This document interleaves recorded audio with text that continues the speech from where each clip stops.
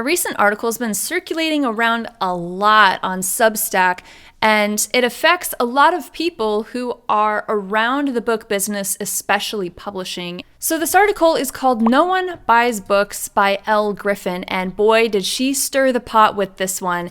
And basically, all you need to know to kind of help kick things off a little bit is that there, a couple years ago, was a huge trial going on in the publishing space between Penguin Random House, which is a very, very large publisher. You've probably seen their logo floating around if you're not super familiar with them, and the Department of Justice in 2022. And basically this all started because Penguin Random House wanted to buy or acquire Simon & Schuster in a $2.2 billion merger deal.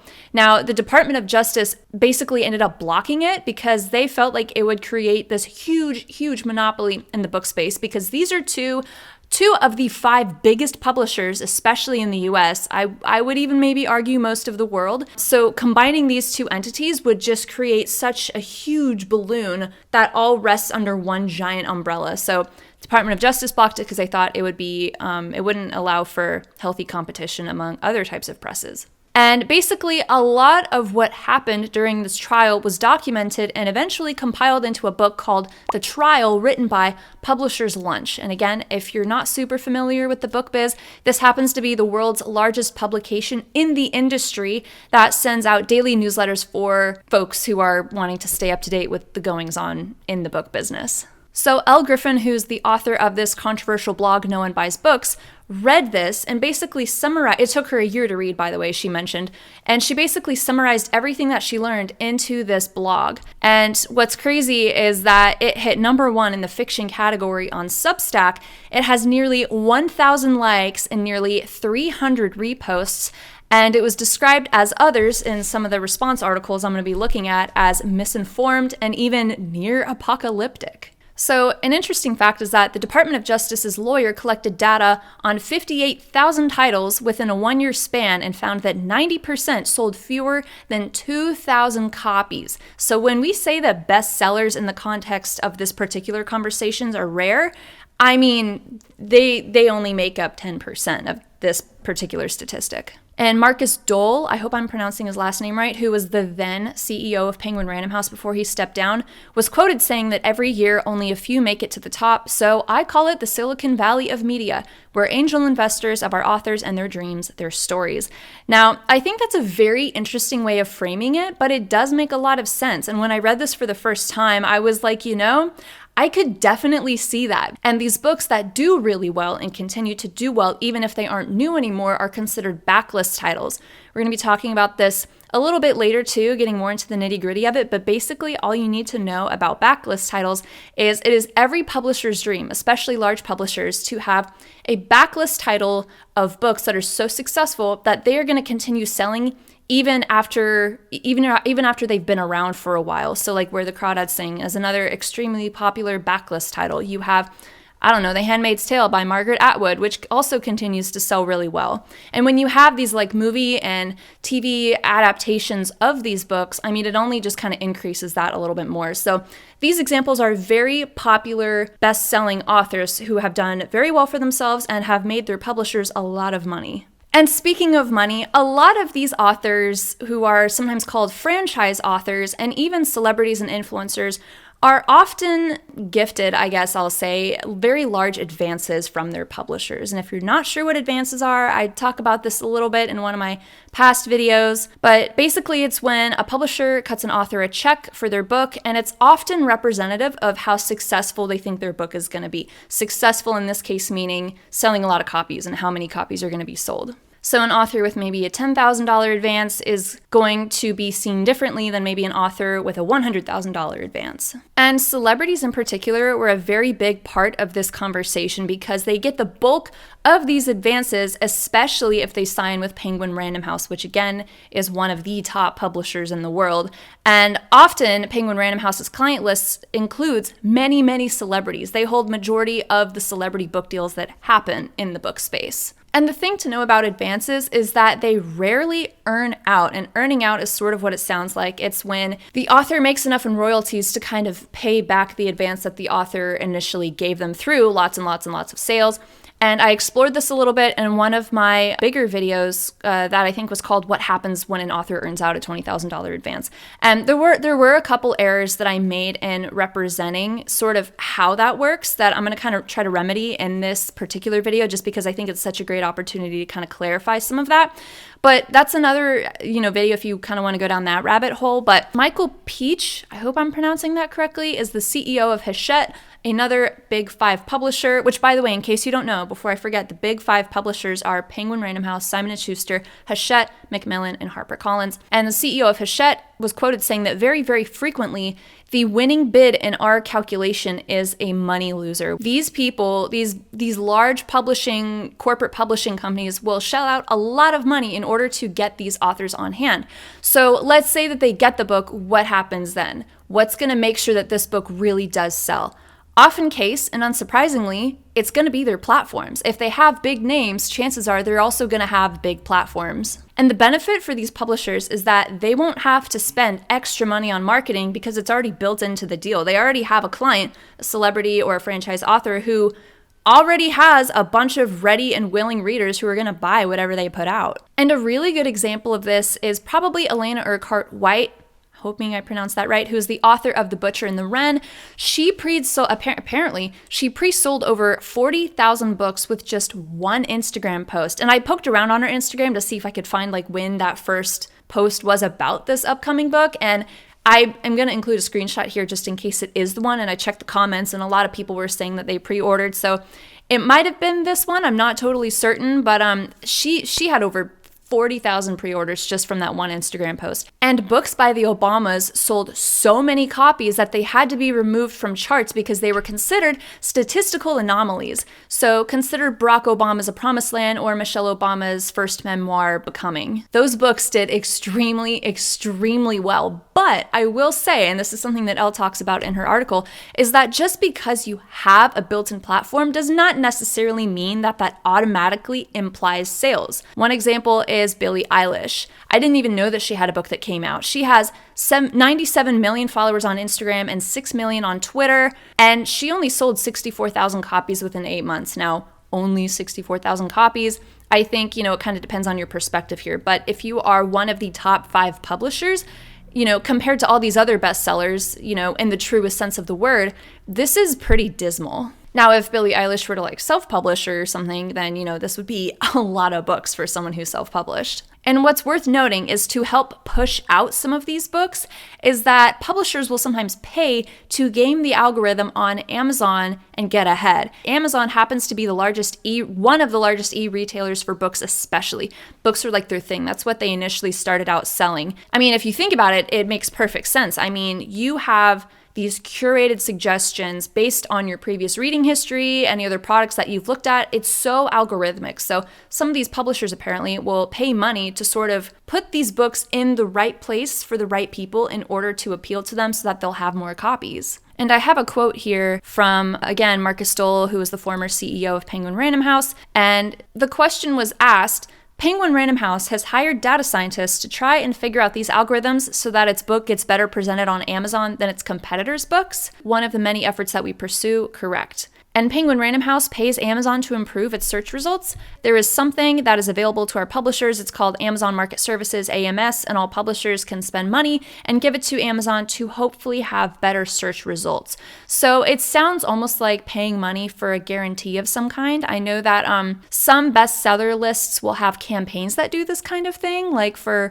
Wall Street Journal or USA Today. I don't think Wall Street Journal does bestseller lists anymore. I think they discontinued that at the end of 2023, but some people would pay for campaigns $65,000, let's say, in order to get a guarantee that they will make it on the list. So it just kind of reminds me of that. It just kind of sounds a little bit similar, but these are people who are on trial. It's like they're under oath. It's like, what are they going to do? Lie about what they do? So, I mean, this guy's just, these people are just kind of putting it out there. And often when we think of best-selling books, we often associate it in our minds, I feel like, with some of these top bestseller lists like the New York Times, like USA Today, or, the Wall Street Journal, or maybe even the Indie Next list. But Jonathan Karp, who is the CEO of Simon & Schuster, was quoted saying that Amazon's bestseller list is more important than the New York Times bestseller list because it's in real time, which is true. It's hourly. And I look at that Amazon bestseller list regularly every day. And I've done a little bit of research on the New York Times bestseller list just because it's such a mystery. No one truly knows how it works unless you're in it. But people do know that it is a curated list of books that they give to their higher up and basically makes it easier for them to pick which ones end up on the list. If I just had to give the broad TLDR version, that's kind of what happened. If you want to go down that rabbit hole as well, I have a video on that. But I've heard that some of these, New York Times editor people or whatever, they need a lot of diverse sales across multiple different platforms and brick and mortar stores. And while they don't count Amazon as like one of the sole places that, they get their data from to see which books are selling well, they do use them as a gauge to see like which books are performing well. So, this doesn't totally surprise me that this guy, Jonathan Karp is frequently looking at the bestseller list. I mean, it makes sense. Why wait a week for, what the Wall Street Journal has to say when you can just check Amazon at noon on your lunch break? I mean, it makes total sense. So it can be said that people with big platforms are much better positioned to sell large quantities of books in a very short amount of time if they have a lot of weight to their name, like Britney Spears or Michelle Obama, for example. What does it look like for a publisher to earn back their return on investment or their ROI if they were to shell out some of these really big advances? I want to take a look at this graphic with you because it was included in this article written by L. Griffin, I think it was. And it says that publishing is a portfolio business with profitability driven by small percentage of books. And right here in the center, it says out of every 100 books published, 35 are profitable. Now listen, I do think it's worth considering that a statistic like this could be similar to, 9 out of 10 dentists recommend Oral-B, but it's like, how many people did they ask? How many books? Well, I guess it is 100, but like data like this is usually based on a very particular pool of books or a very particular selection of books. So in my opinion, I would say to kind of take this maybe a little bit with a grain of salt. We don't necessarily know where they got their data, but it is an interesting statistic nonetheless that only, 35% of these books are being profitable. These are like one-off sort of books that occur every 5 to 10 years, let's say, that happened to sort of fund all of the rest of the books. These are the books that go on to become very successful backlist titles, the books that continue to sell even though they aren't new anymore. And one of the last points made in L. Griffin's Substack, No One Buys Books, is some discussion around competition. We're in a very digital landscape. There's a lot that's changing because of, technology's integration with literature. There's just a lot that can happen in a very short amount of time versus, maybe 20, 30, 50 years ago. So what's interesting is there's been a lot of mention of Amazon lately. They're one of the biggest retailers, especially for books. They started out selling books. That's like their thing. A lot of publishers at the time of this trial happening were saying that they felt very threatened by Kindle Unlimited because it can roughly be compared to like a Netflix of books. How would you like to pay $12 a month to access thousands of digital books? I mean, that's a deal. Another example is Spotify. They've recently broken into the audiobook sector over the past couple years, and they say, hey, if you pay us $10 a month, you'll get 15 hours of listening time. That's about 2 audiobooks per month. But hey, if you feel like you want to listen some more, you can purchase more hours if you'd like. I mean, stuff like this, any kind of all-inclusive subscription type thing is going to be really attractive. And at the time of this happening, they said that they refused to let their authors participate because they felt like it was such a threat. I'm not as familiar with Kindle Unlimited, but with Spotify, I did a quick search because I'm a Spotify girl. They have a lot of these popular titles like The Woman in Me by Britney Spears and The Mountain Is You by the author whose name escapes me right now. So it makes me wonder if there was maybe a lot of negotiating that happened between then and now that got those particular best-selling titles on platforms like Spotify. I feel like I heard something about that within the past year or so. I tried to do some Googling and go back through my newsletters, but I couldn't find it exactly. But I thought I heard that there was just a lot of negotiation that needed to happen in order for Spotify to acquire some of these, audiobooks and stuff. So I don't doubt that, they are shelling out a fairly large chunk of the profit or the revenue or something for these publishers. I don't know what the specifics of that look like, but it would make sense if it was arranged that way. And when you have so many platforms with so many books available to so many people, you're going to be getting a lot of recurring readers. And a lot of these heavier readers, according to this article, account for about 80% of the industry's revenue pool. Again, Marcus Dole, he was quoted a lot in this article, CEO of Penguin Random House, he was quoted saying that around 20 to 25% of these heavy readers account for 80% of the revenue pool of the industry of what consumers spend on books. It's really the dedicated readers. If they got all access, the revenue pool, it's going to be very small. And that makes sense, right? So what does this mean for the future? I mean, how does this affect us? What are things going to look like?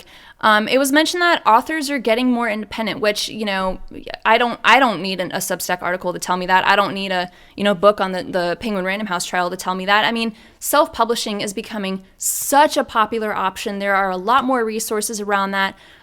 TikTok has been responsible for catapulting a lot of indie authors into the stratosphere, Colleen Hoover probably being one of the best examples, so it makes sense. And this is particularly happening around, the romance genre. A lot of heavy readers of romance novels have been switching to some of these self-published stories.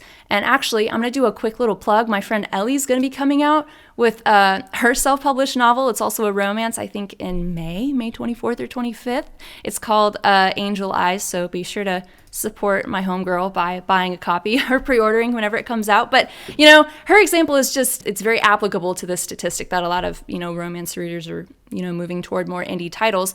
And Elle Griffin in Substack kind of finished things off by saying that she doesn't believe that this particular model for publishers is going to be sustainable in the long term. And I have to say that based on kind of what I've been seeing and hearing and absorbing, I would probably tend to agree.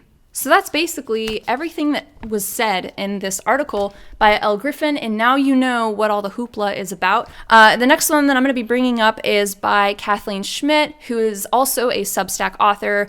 Her publications are called Publishing Confidential, and I've been following her for the better part of a year. I am a paid subscriber, and I truly get a lot of value out of what she posts, and her response to, this original blog was sort of what made me aware of it in the first place. And having read everything by myself firsthand, so I have my own interpretation of it, I feel like I'm better equipped to, understand maybe where Kathleen's coming from.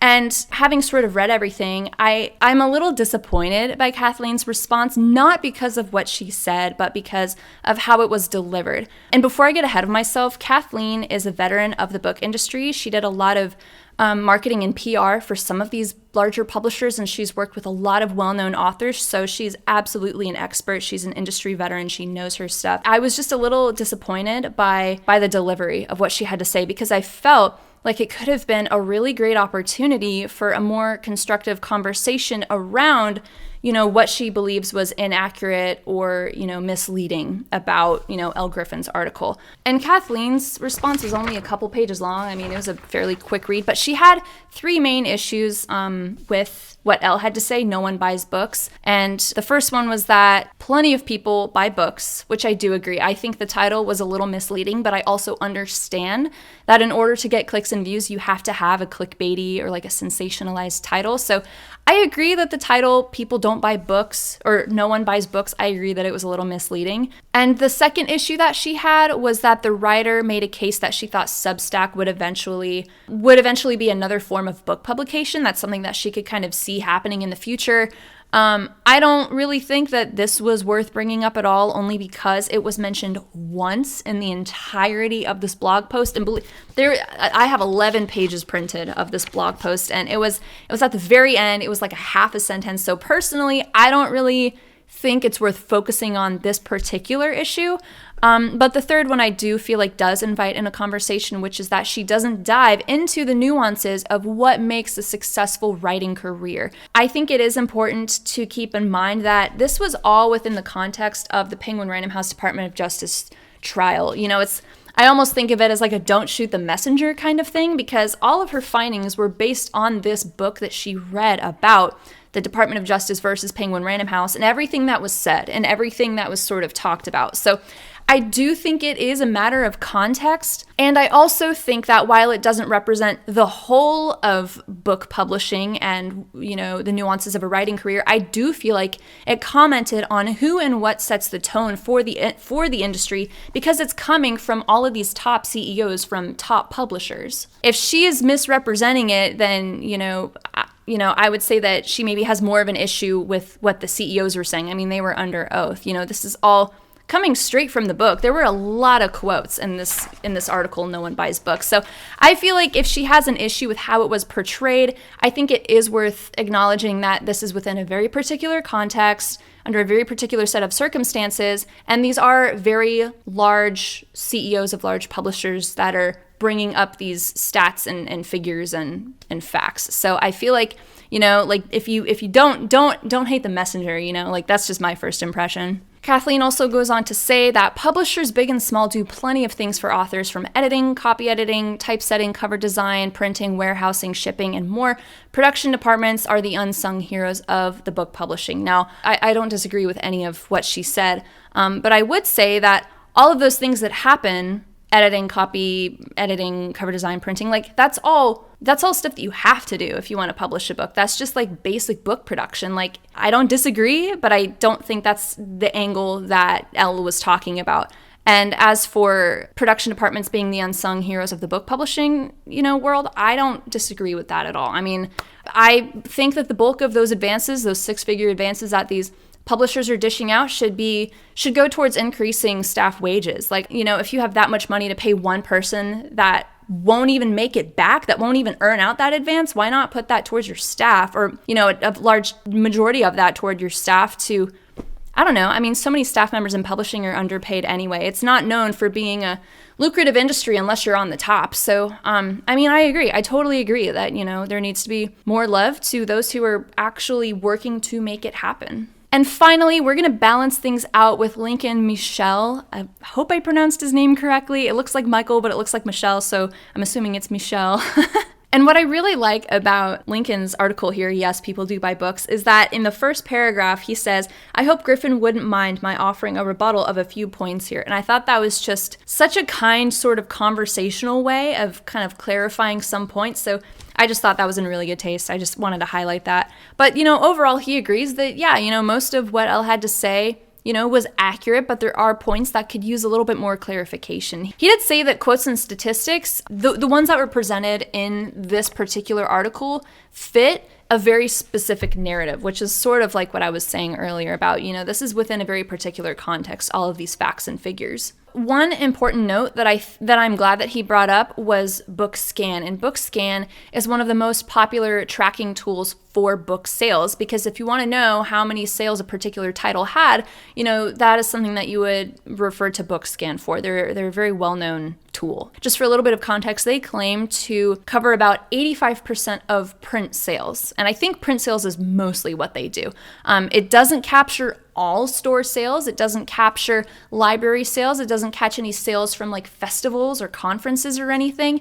And it does not include ebooks or audiobooks. So this is just majority of print sales only from a particular set of places. And what I think is important to note is that Lincoln said that industry professionals told him that for most literary fiction titles, ebooks make up about half of what print sales are. So I just think that's important to note before continuing on. And despite the rise of integration in technology with books, print sales really haven't been decimated by digital sales or streaming. In fact, print sales are higher now still than they were 5 years ago. COVID, unsurprisingly, was responsible for a huge incline in books, and we've just sort of gradually been making our way back down. But we have more book sales now than we did back in 2019 or even 2018. So people are still buying books if we're looking at the figures in that way. So with that in mind of how books are tracked so that we know what some of those sales figures are, we can talk a little bit about how the money works, about how, some of this revenue is generated. And he includes a little bit of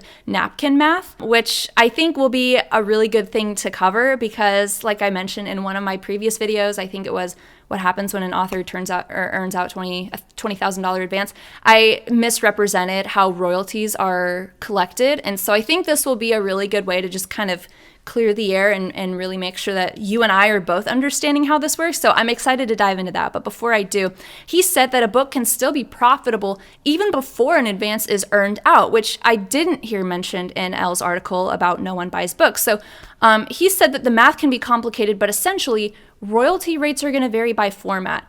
Price points of formats are going to vary, paperback versus hardcover. You're going to have varying distribution deals with some of these large publishers. So with that in mind, if we have an average book, let's say that's $20, which would be like the average cost, it would be like the hybrid cost between a hardcover and a paperback. So let's just say average book is $20. About half of that would go to the retailer and the distributor, and another half of that would go toward the publisher. So of the publisher's $10 that they would get, the author would get $1 of that. And that dollar would go toward their advance of paying or of earning out that advance. And this also aligns with a statistic that I heard, which was that, publishers are going to keep 90% of the royalties. At most, an author will make 10% of the royalties if they go with a traditional publishing house. So this definitely stands by, that statistic that I've heard as well. So at least, it is really nice seeing that there is consistency across some of these other facts and figures that I've heard in the past. So with that all being said, let's kind of apply this to a particular scenario. And this is based on what Lincoln has to say, and yes, people do buy books. If an author gets a $3 million advance, let's say, we're just being really, really generous. Someone gets a 7-figure book deal, $3 million, and they have 1 million print copies that are sold. The publisher is going to make $10 million, and 1 million of that is going to go towards the author's advance, where they may or may not earn out their advance because of the royalties that were earned. So the publisher is going to make $7 million in revenue, which is still pretty good. That's not profit. Some of this revenue might be going towards paying fees or, compensating the marketing department for, there's just going to be little bits and pieces that they're going to have to pay back. But $7 million in revenue for a $3 million advance, I mean, after all of those fees and, paying people back and stuff, I would imagine in this scenario that they would still be profitable. So in the context of all of this, what makes a sale successful? What does your average novel sell, let's say? And this is ultimately going to depend on the type, the genre, and the publisher. For a large press, if an author were to sell less than 25,000 copies, this would be considered a failure. But if someone published independently or with a small press and they made over 5,000 sales, that would absolutely be considered a success. And really, this all has to do with perspective. What kind of context are you working within? And it reminds me of that time when I was a kid. I think I was walking around Walmart with my dad or something when I was like 7 or 8 years old. And I remember I don't know why I remember this, but I just remembered asking him, "Dad, is $20 a lot?" And his answer confused me because he said the same thing. It depends. And I think that's a pretty good analogy for kind of what is said here. Is 5,000 book sales, good? I don't know.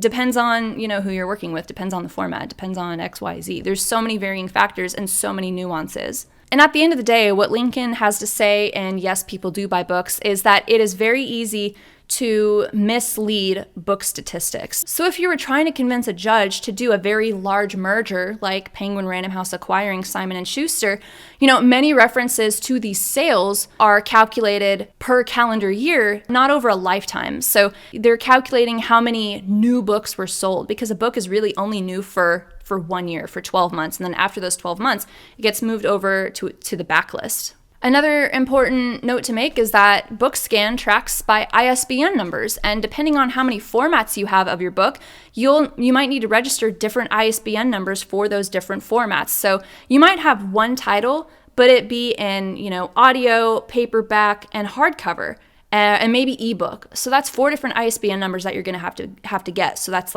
technically 4 different books, even though it's all the same title. And 2 final important notes that I also think Lincoln did a really good job explaining is that books as a category doesn't just include novels and memoirs. It can also include crossword puzzle collections. It could also include adult coloring books. And when most people think of sales, they're thinking of it in terms of true sit down and read on the couch type of book, not necessarily crossword puzzles. So I think that's also another important distinction to make.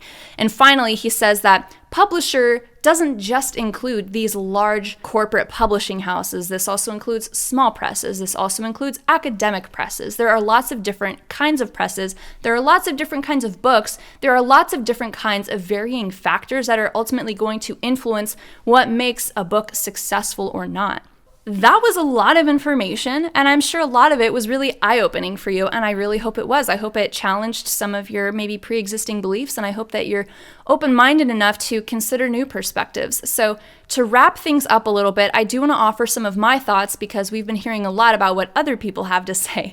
So at the end of the day, people do buy books. It just depends on what metrics you're using to determine how successful those sales were. People buy books. It just depends on how you're looking at it. I would also say that no one truly knows how well a book is going to do or how many people are going to read it and love it unless it's out there in the world. You can do profit and loss statements. You can look at previous sales records. You can look at comparable titles. You can look at trends. But ultimately, the best thing you can do is just take a really good educated guess based on that information. But at the end of the day, no one really knows how well a book is going to do. But people do absolutely still buy books. There are plenty of facts and figures to support that. It's just a matter of perspective. So I hope you got something out of this video. I told you it was going to be a longer one, but I'm really curious to hear what you have to say. So if you have any thoughts or opinions, definitely feel free to leave them below. Like I said, I've also linked all of these articles and information and things in the description box below in case you want to read it for yourself and come up with your own opinion. You're more than welcome to.